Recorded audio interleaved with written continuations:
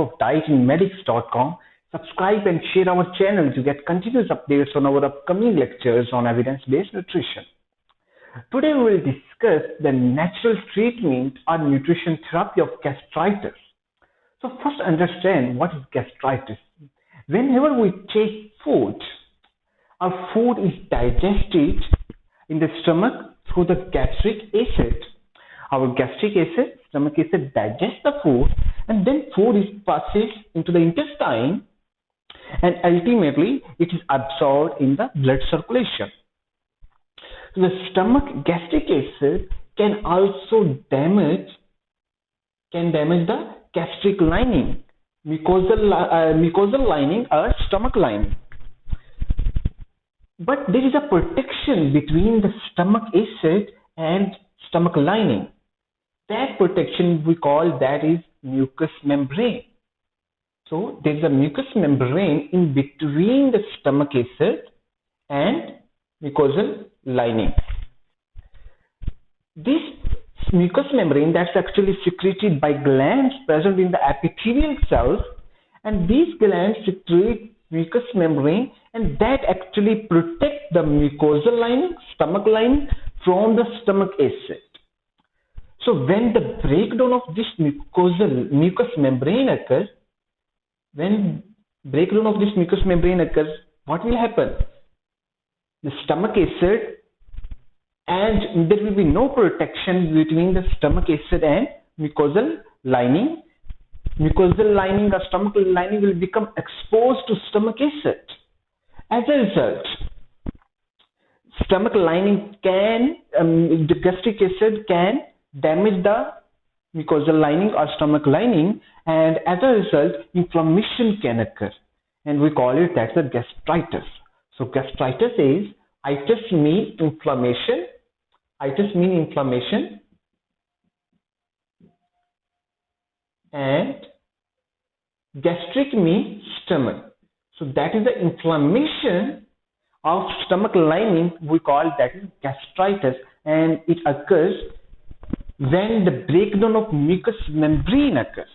When the mucous membrane breakdown occurs, the stomach lining will become exposed to gastric acid, and as a result, gastric acid called the deterioration of stomach lining, and inflammation can occur. We call it gastritis. HIV is the number one cause of gastritis. H. pylori is the number one cause of gastritis. H. pylori, Helicobacter pylori, is a bacteria that can cause gastritis, and it's the number one cause. H. pylori can break the mucous membrane, and along with gastric acid, it will cause the deterioration of stomach lining, and as a result, gastritis will occur. Second top cause of gastritis is use of NSAIDs. NSAIDs, these drugs also break the mucous membrane. Actually, what these drugs do, these drugs inhibit the prostaglandins. Prostaglandin is a hormone. Prostaglandin increases the production of mucous membrane. So this membrane production is made by prostaglandins. So prostaglandins increase the production, but what NSAID will do? NSAID inhibit the activity of prostaglandins.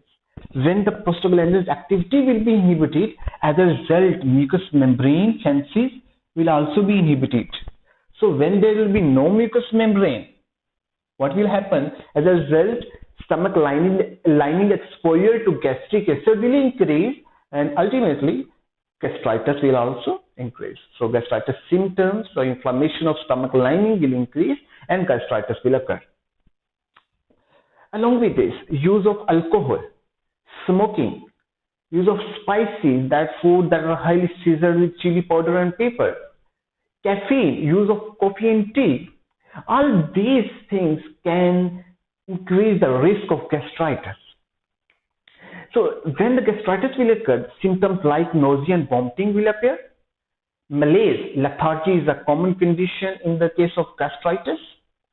And hemorrhage, bleeding can occur, and epigastric pain. Pain in the stomach is also a very common symptom in the gastritis.